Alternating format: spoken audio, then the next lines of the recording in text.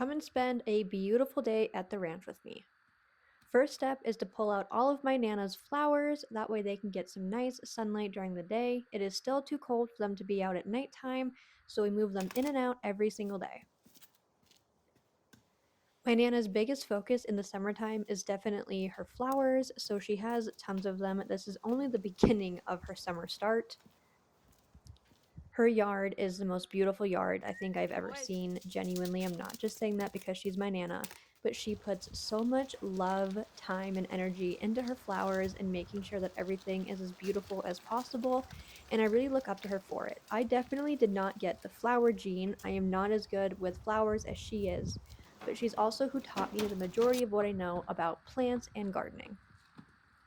Between her and my mom, they are an absolute encyclopedia of information about plants, flowers, gardens, all of that type of stuff, and I have learned so much from them.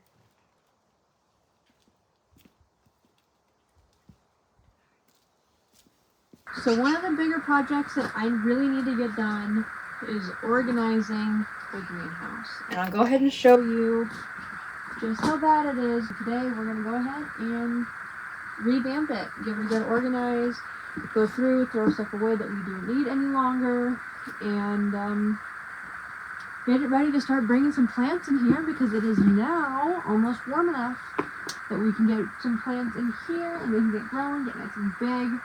I cannot wait to show you guys what it looks like when it is full of plants and everything is growing nice, big, and happy. So as you can see, it's mainly just a lot of clutter. Usually in the fall, we just kind of throw a lot of the garden stuff in here. And so today I'm gonna go through and organize and clean all of it. So I'm going to go ahead and start by pulling out some of the bigger things,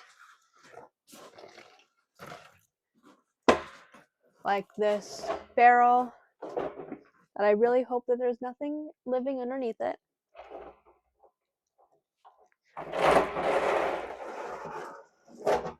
Nice. This big thing will be turned into a rain collection system. Excuse me. Next will be the wagon.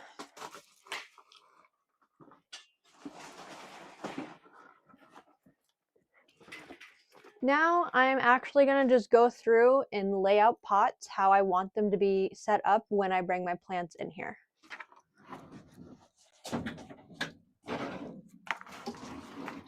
These three guys right here will be tomatoes. So I will throw my tomato cages in there. So now over in this corner is going to be cucumbers.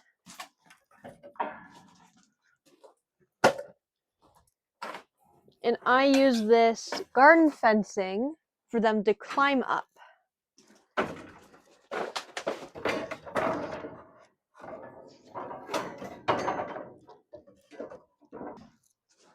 I'm going to put this big guy here. And that'll be for the cucumbers.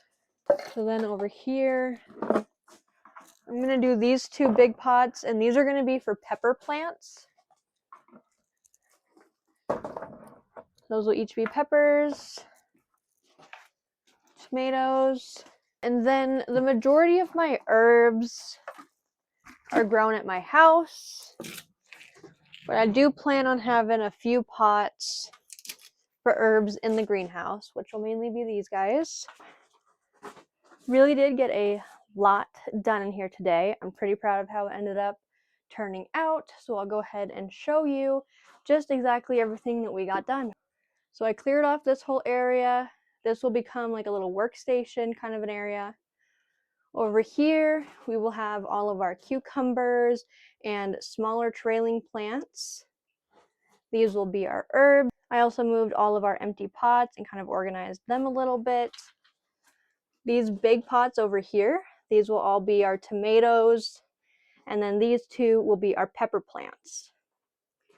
Organize this over here, and then this is what I'm really excited about finally having nice and organized. I have all my tools put together, our walls of water, everything that we need. Overall, the greenhouse looks really good. Really happy with everything that I got done today. Once I was finally finished up with the greenhouse, I went back to doing just some of my regular chores, which includes filling all of the bird feeders.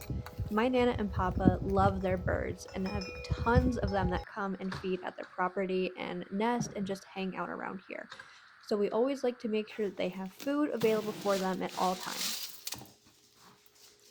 You could probably say that their birds are a little bit spoiled because we do give them multiple types of feed and divvy it up, but it's totally worth it because they are so beautiful and so many different species of birds fly through here as they are migrating, and it really gives us a wonderful opportunity to see all different species.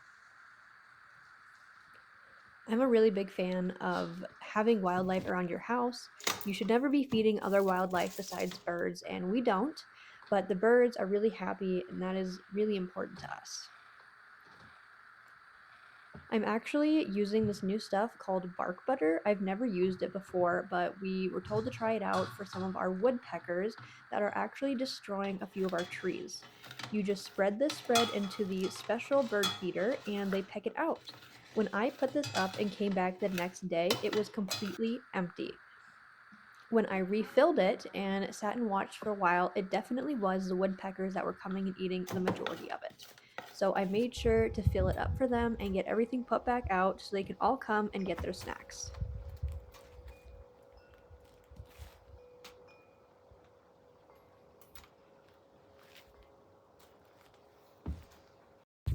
And the dogs were also enjoying the beautiful day, running around, having a blast.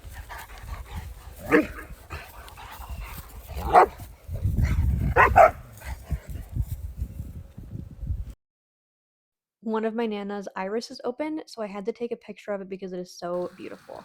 Of course, while the boys were running around having fun, they all got really muddy, so it was time for baths.